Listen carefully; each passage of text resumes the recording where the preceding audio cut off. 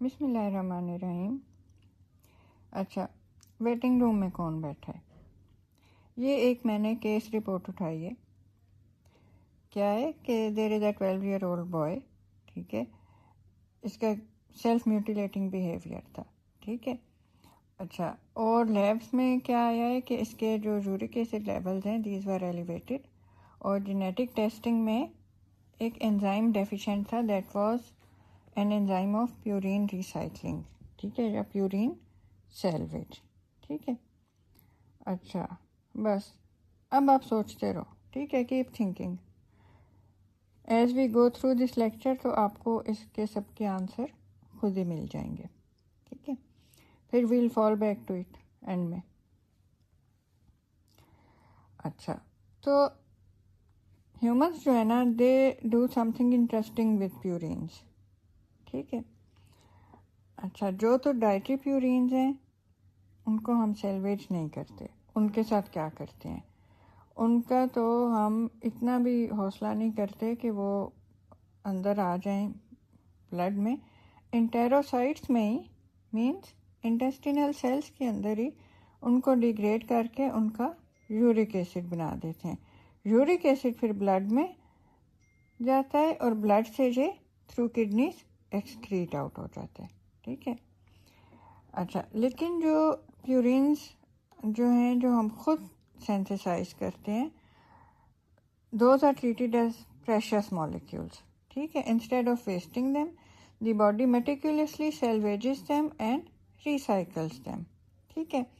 तो आपने क्या सोचना है कि ये जो पाथवे है ना, it is a molecular recycling system. अच्छा, अब let's walk through the pathway.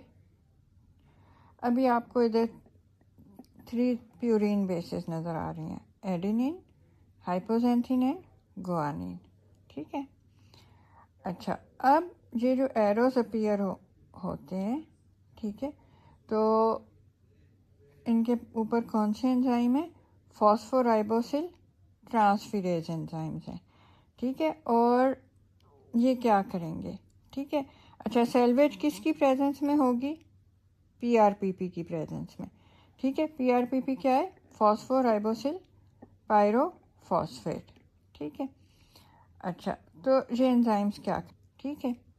अच्छा, अब जो एडेनिन है that will be converted into AMP.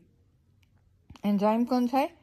एपीआरटी। APRT stands for adenine phosphoribosyl transferase. अच्छा, फिर जो हाइपोजेंथिन और गुआनिन है, these are converted into IMP and GMP. Enzyme कौन सा है? HGPRT, means hypoxanthine guanine phosphoribosyl transferase. अब क्या हुआ है इस स्टेप में? फ्री बेसिस जो थी, these are recycled back into their respective nucleotides, ठीक है। अच्छा, अब आ जाती है सेकेंड लेयर ऑफ एरोस, ठीक है। अब इन सब के ऊपर एक ही एंजाइम है विच इज़ 5 प्राइम न्यूक्लियोटिडेज, ठीक है। इसके नाम से ही पता चल रहा है कि न्यूक्लियोटिडेज मीन्स के ये इसको न्यूक्लियोटाइड नहीं रहने देगा, ठीक है। तो ये क्या करेगा? This enzyme is going to remove the phosphate group from the nucleotides, ठीक है। तो अब न्यूक्लियोटाइड्स के क्या बन जाएंगे? Nucleosides. AMP becomes adenosine, IMP becomes inosine and GMP becomes guanosine, ठीक है। अच्छा, अब जो है ना, हमारे पास न्यूक्लियोसाइड्स आ गए हैं। न्यूक्लियोसाइड क्या होता है? Base plus sugar. अब आप देखें कि ये जो कर्व्ड एरोज आ रहे हैं, थर्ड लेयर ऑफ एरोज आई है, ठीक है। और एंजाइम्स कौन से हैं? न्यूक्लियोसाइड फॉस्फोराइलेसेस। अच्छा, अब ये जो एंजाइम का नॉमेनक्युलेचर है ना इधर, it is a bit dubious and slightly misleading, ठीक है। From the name phosphorylase it sounds कि एक phosphate group is being removed, ठीक है, but it has already been removed. Nucleotidases ने तो इसको रिमूव कर दिया था। what this enzyme actually does is that it just removes the ribose sugar from the nucleoside, regenerating the free base. So in spirit, more intuitive name would be something like nucleosidase.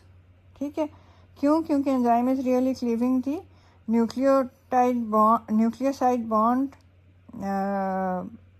ठीक है ना, rather than removing the phosphate. ये phosphate तो नहीं remove कर रहा ना इधर, लेकिन नाम इसका ये रखा हुआ है. अच्छा, तो अब जो है अब आप इसकी पूरी पाथवे को अगर देखें तो बहुत सिंपल स्टोरी है. 3 एंजाइम्स की कहानी है.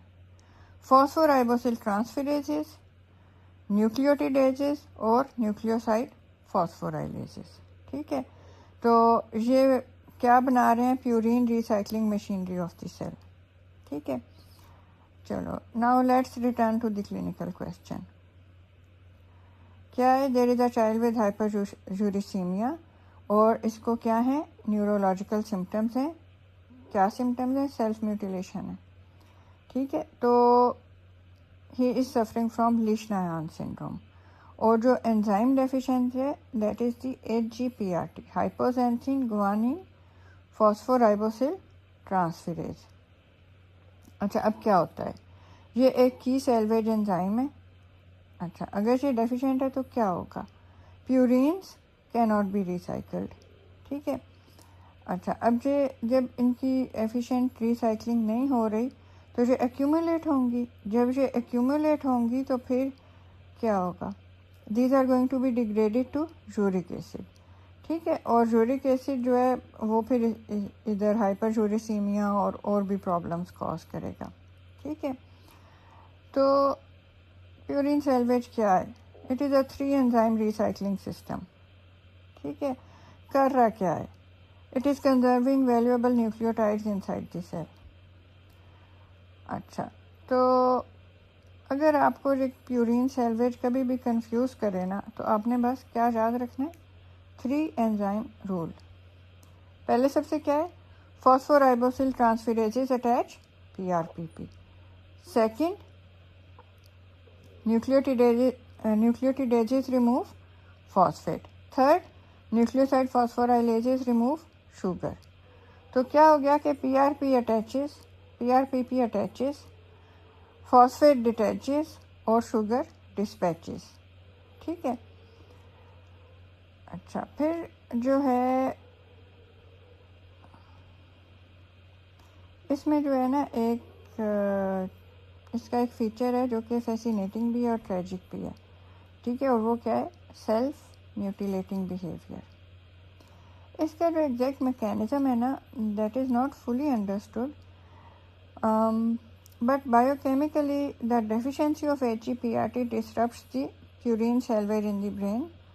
ठीक है, and it is particularly affecting the dopaminergic pathways of the basal ganglia.